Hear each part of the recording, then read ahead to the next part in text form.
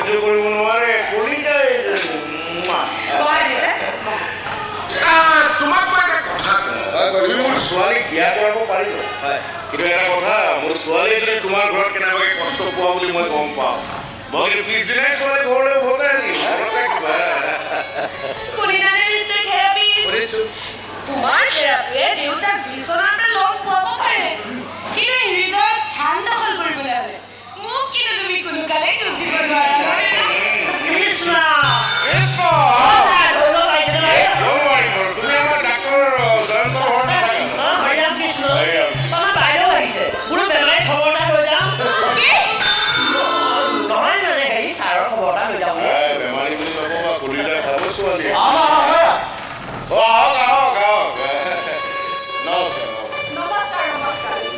আপোনাৰ খবৰ মোৰ মানুহজনৰ পৰা আৰু ল'ৰাৰ মুখে পাই কিন্তু মোৰ কৰি আহি খবৰ এটাহে ল'ব পৰা নাই বেয়া পাই নাথাকিব কথাবিলাক কৈ কিয় বেয়া পাম বাৰু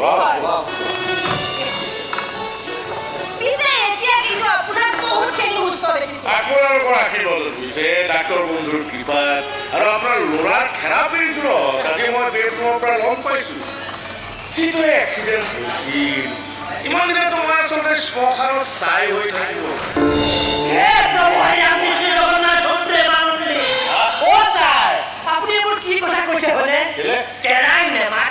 আপুনি যাওঁ বুলি যাব নোৱাৰে নহয়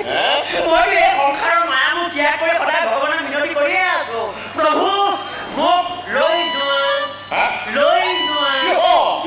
ৰক্ষা কৰো নিনিয়ে মোৰ মা ঢুকাল নহয় ছাৰ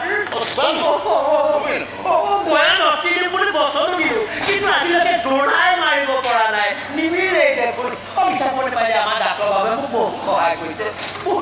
কাম কৰা মা দেউতাকৰ অস্থি পুণ্য স্থানত দিব পৰাটো সুন্দৰ তুমি আমাৰ একাউণ্টৰ পৰা টকা 5,000 উলিয়াই ঠিক আছে 5,000 টকা এসপ্তাহ ছুটি লাগিব এইবাৰ মাৰ অস্থি গঞা দিম বুলি কৈছো দিম নাই মোক কিন্তু বাধা নিদিব দিম বুলি কৈছো 5,000 টকাটো এতিয়া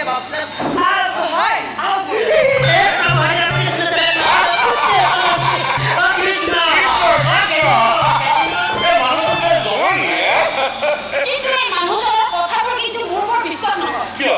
তেওঁৰ মাকৰ বেমাৰৰ পৰা আৰম্ভ কৰি এতিয়া অস্থি দিয়ালৈকে আমাৰ পৰা বহুত টকা দিলে জানে বাৰু সেইবোৰ বাদ দিয়কচোন এতিয়া আপোনাৰ কথা কওক চকুৰ প্ৰব্লেম নাই বেলেগৰ চকু যে চিন্তা কৰি থকাৰ কাৰণে কিছুমান বৰ অদ্ভুত সপোন দেখা সপোন কেনেকুৱা সপোন কি হ'ব দেখিবা সপোন ডাক্তৰ মানুহে কওঁতে চকু দুটা হেনো কাৰ চকু বুলি কৈছে কোনোবা জ্ঞাত মানুহ চকু না আই বেংকৰ পৰা অনা বুলি কৈছো য'ৰ পৰাই নালক আঁতৰৰ চকু দুটাটো মানুহৰে মানুহ নোপোৱাৰ আগে আগে চকু দুটা জনাই কৰি কেতিয়া অভাৱ হয় এই চকু দুটাক লৈ চাগে কিমানৰ কিমান আশা